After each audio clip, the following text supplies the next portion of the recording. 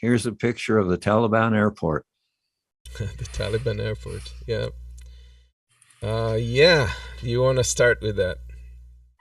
Yeah, we don't have a lot of video material about it, but we've talked about it, and it's really, you know, something else that's got me upset. And what was America doing in Afghanistan for 20 years? You know, it wasn't in our news. People knew we were over there, but we didn't know what we were doing over there.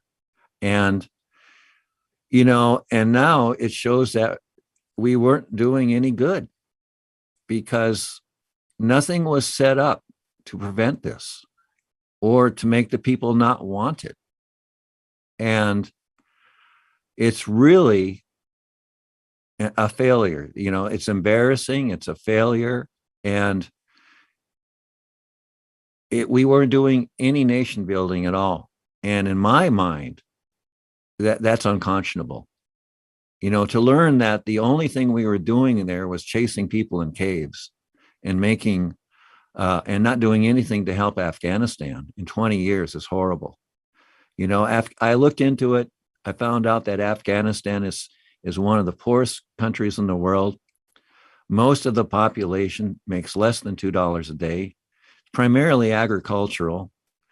And, after 20 years of American occupation by the richest country in the world, there hasn't been enough spin-off to launch an economy to help people to get, meaning in their lives. We weren't doing any nation building there. It's a horrible situation. And,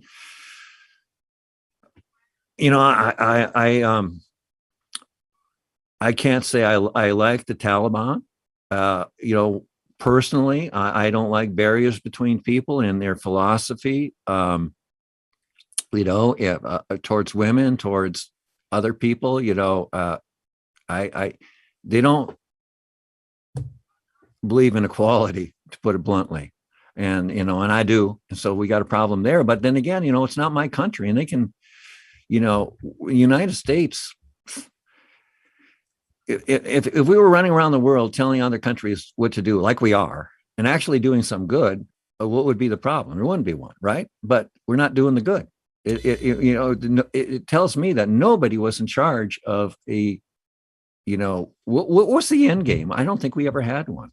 And here I am ranting again. Right. Shut me No, up. I no, You go ahead and take it. no. I just wanted to jive in. It's been, and it's not a failure just of Biden. At the very least, it's a failure of Biden and Trump, because Trump is the one who set it up, and Biden was the one who pulled the trigger. However, I think it's even further than that. It goes all the way back to Bush, and the fact is that when we went into Afghanistan, they really didn't make sure that things started being set up properly without corruption and equitably. And what happened instead is that we were supporting a ruthless government that was using really brutal force, and they, instead of promoting the Afghani interest, they just got corrupt and gobbled up all the money. They were taking all this money to themselves and creating projects that were just to showcase their name or whatever. And the Afghanis were not fond of that at all, and we may have improved some things, like they've built schools for girls and so forth, but out of all of these schools, 10% weren't even built ever, and then most of them just completely fizzled or just turned into something else. And it hasn't really changed the condition of the Afghani woman on the whole. It may have affected some Afghani women in urban areas, and particularly the better off Afghani population, but it has not really reformed Afghanistan the way we were claiming we wanted it to happen. Nobody was talking about it as long as we were there, and the Afghan government was in position. And it was just it was just status quo. But now everything's kind of fallen apart, and everything's visible. It's become like obviously clear that there was nothing, that the ground was hollow, that there wasn't anything supporting all of this. There wasn't any support for the Afghani government. There wasn't any support for the U.S. intervention or presence there, and that's an awful shame, because we could have leveraged U.S. power to really improve things and strategized in a way that would have really improved the conditions of Afghanis. Instead, we kind of squandered it away, and 20 years later, we don't have anything to show for it. It's just. Well, we got a $2 trillion debt to show for it. We do. We have. Yeah, that's correct. We do have. Big debt to show for it. The price was probably higher than that, in fact. But well, that number was actually what the war cost, 2.2 trillion. But there's additional costs that were indirect. Oh yeah, there was an article about this that brought it out that Europe, Germany only paid off their World War I debt like in the 1990s or something, and I was surprised that some of this stuff was even still around. But there was something like the British also, their World War I debt was only paid off in recent memory, and so assuming there's the United States in 2150, maybe they'll have paid off the Afghan war by then. Yeah. And the whole attitude of this has been kind of colonially inspired. And I wish it wasn't, because we really should, in my view, because we have the advantages of freedom and liberty in this country, and we have such a tremendous power, we should be able to help people around the world, really help them in on a humanitarian basis, just improve their condition and prevent them from being taken advantage of and brutalized by their own government and by other governments. But we've failed to do that. We've had really a dismal track record with that. Well, Amos, I agree with you, and I wish other people would agree with you. But there's a certain number of people in America that are really sweating this whole Afghanistan situation, because America needs a new war now. We had one, but now we don't, and we desperately need one from their point of view, not mine, because it's good for business. And that's perhaps like if you only. Yeah, that's perhaps the only thing that I have to say positively about Biden in this whole thing, is that he kind of snubbed the military industrial complex by pulling in that way out of Afghanistan, in spite of, I'm sure, it was given the contrary advice. And he's stuck to it, but the way he's done it is really not, and he represents it as if, we had no choice, the decision was accurate, it was justified, we either could stay there and make it worse, or we could just cut our losses. And the fact of the matter is that it is incorrect. It's not true. We could have leveraged and strategized and forced the Taliban into agreements and conditions that they would, because they eventually did want us out of there. We could have done it in a much better way.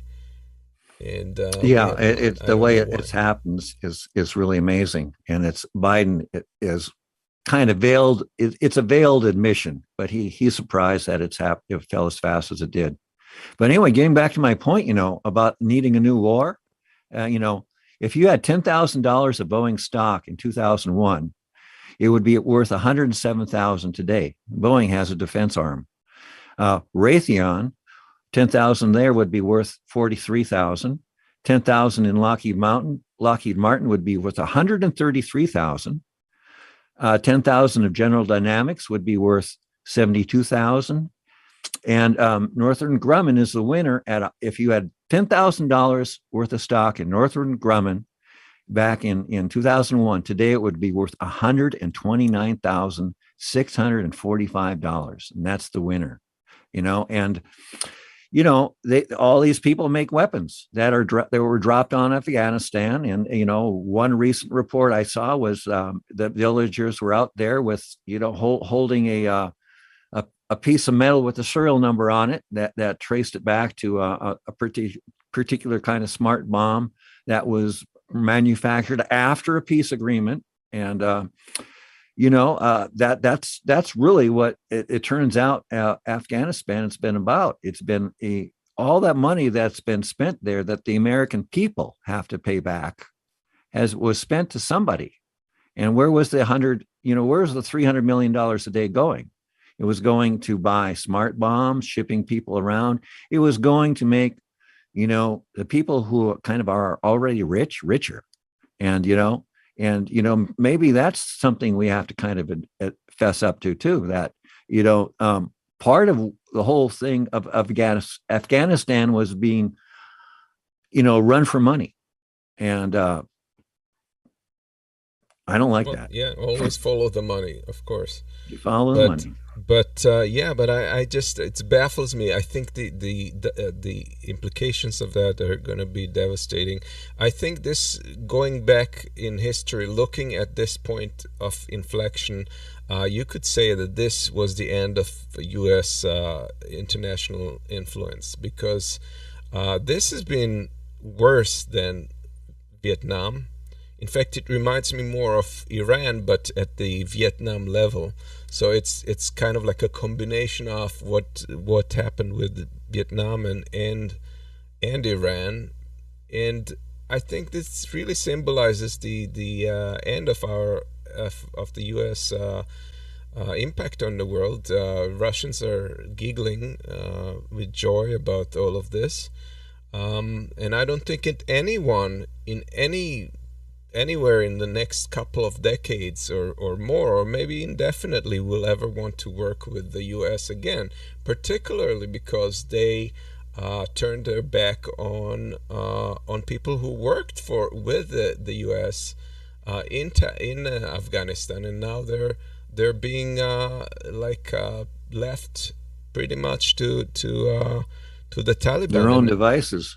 Now that Biden's saying now that he's going to get everybody out, he's talking primarily about U.S. citizens, but he said he would also try and get people who worked in collaboration with the U.S. out. But at this point, we've lost the leverage. They could have, the minute the Taliban refused to follow some of the peace agreement's conditions, they broke the conditions.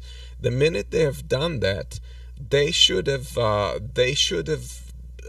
equally said the same way. They should have said, well, the time frame for this is going to be changed now. We don't have to follow the time for the date that we gave for leaving Afghanistan. We can do it when conditions are met. And that's probably what they should have done. It would have created a much better way of winding this down, rather than chasing after events and losing the entire control over this situation. So, yeah, it's shameful. Who in the world will want to ever do some work as translators, or as in any capacity with any American forces? Yeah. Well, one thing about this, it's not the same as Vietnam falling, because the Taliban is a problem America created itself. Back when the Afghanistan was fighting the Soviet Union, we, the American, not me, but the American government was, helping. They sponsored the Taliban. They wanted them to fight the Russians. And then Yep. then when we took over, our own, what America created came back against them. And what you just said, Amos, about it could have been done this way, it could have been done that way. I'll agree with you, but I don't see that America has it together to do that on any level, because there was no, like, person put in charge with making sure that we were doing the right thing over there. All we were doing there was going, it was a public relations thing, really. It was like, we're over there to fight the terrorists, and they're hiding in the caves. And as long as we're there, we're fighting terrorists, and, we're winning. But what was really going on, at least at the end of the day, it's just appalling and at least it's speechless. But, from what you were just saying, I don't know that we have it together to actually do the right thing, and from that point of view, as horrible as it is, just get out, maybe the answer. I don't like it either. I would have liked something, where we didn't have crowds at the airport and people hanging off airplanes and stuff. But I wish there was a clean way to get out. But, I really don't think America, excepting a few individuals, are smart enough to pull it off.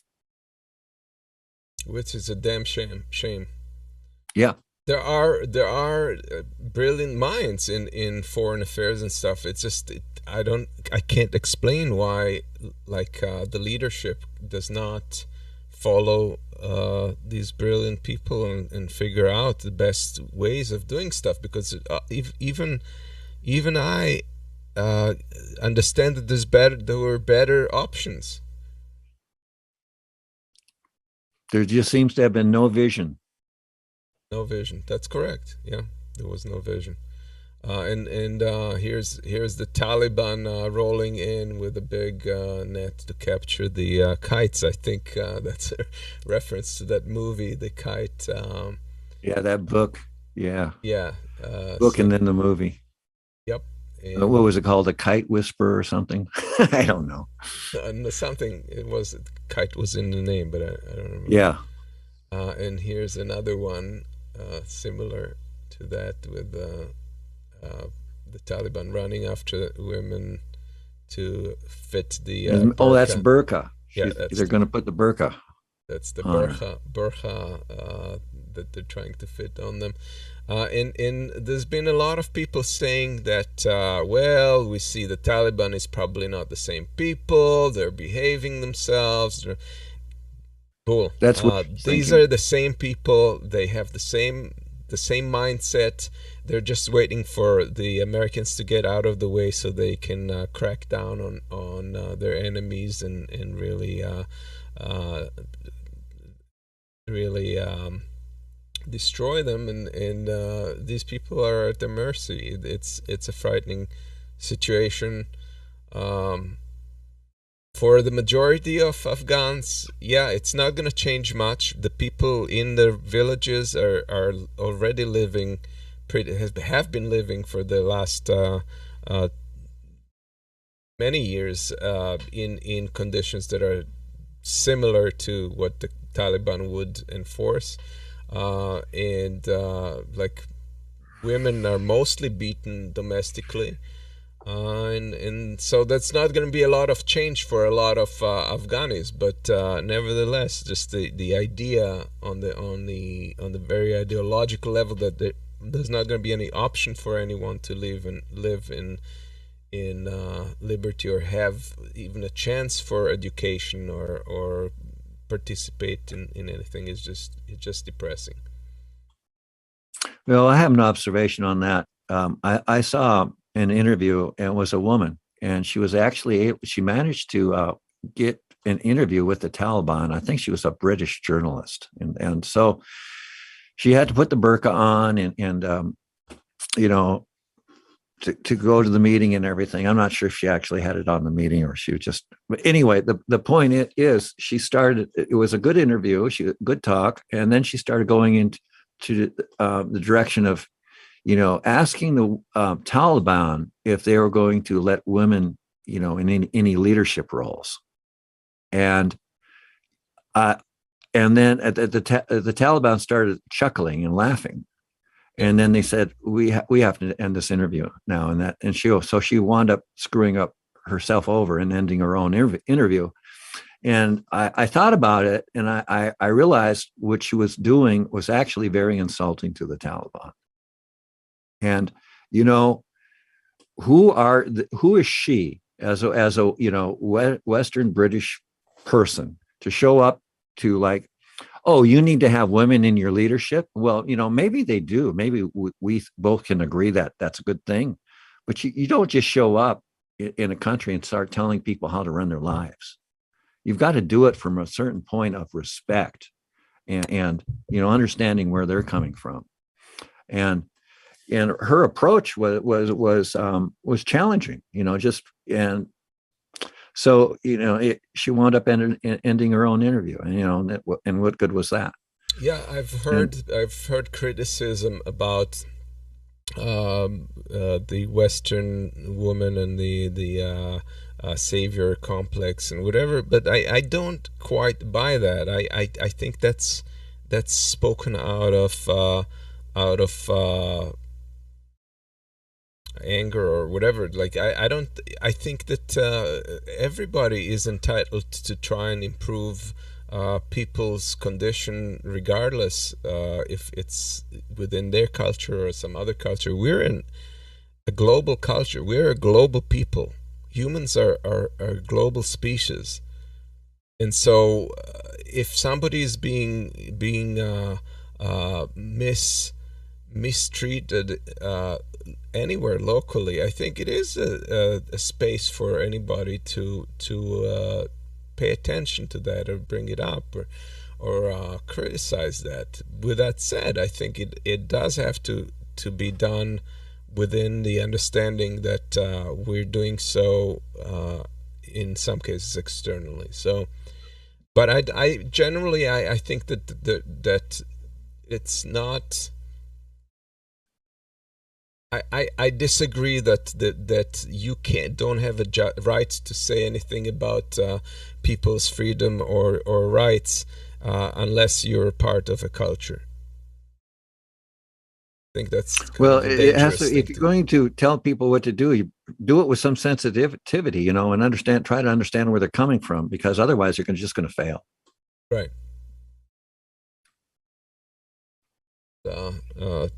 Here's Biden saying to a little Afghani girl, sorry, you just are not a vital national security concern. And again, like most girls are unfortunately already been kind of Talibanized, even prior to that, under U.S. and Afghani government rule. So it's what it is. Here's another one with the missing COVID passport. Yeah, it's funny. I'll just call it funny. And here, both sides could use that one on either way. Yeah. And here's the costs.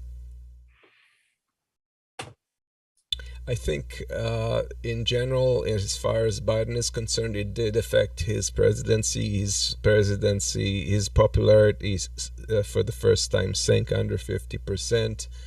And in spite of him saying the buck stops here and taking responsibility for it, nevertheless, he was still justifying it. And he has not apologized for messing it up. And that's he said that's part of the plan.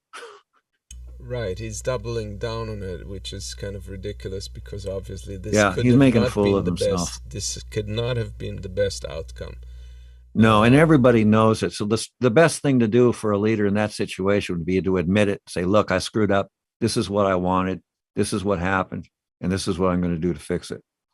And just saying, well, you know, this is part of the plan, you know, or whatever he's saying, it doesn't cut it.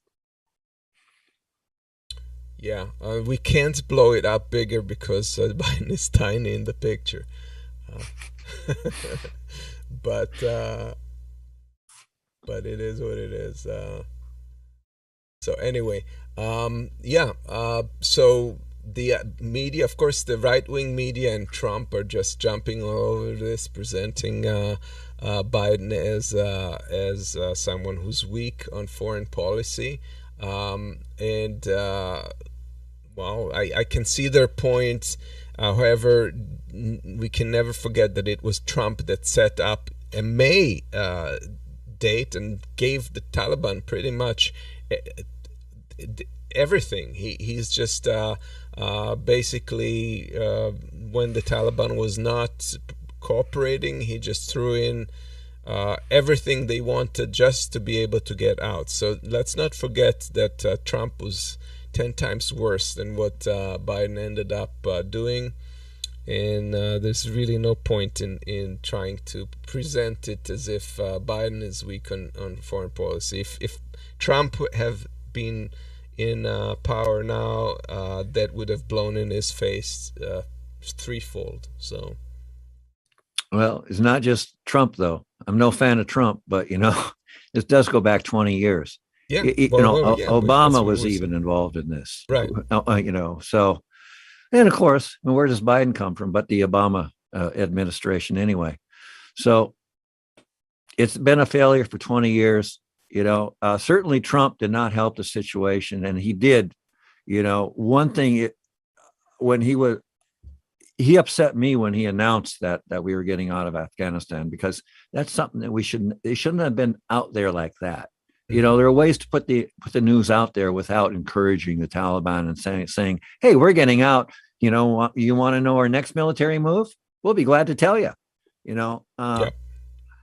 Some things needed to be done with delicacy, but Trump had none of that. He's not a delicate person. He's a bull in a china shop. So yeah, and I by the way, Richard Monroe, I disagree with the narrative that the security force, this is the Pentagon, has misled Biden in order to have him had the egg blow in his face. I think this were overall just badly executed by all. Yeah, I don't quite buy that they were. It doesn't make sense to me that they would have done that, because ultimately it did hurt them mostly. So I don't think that makes any sense logically.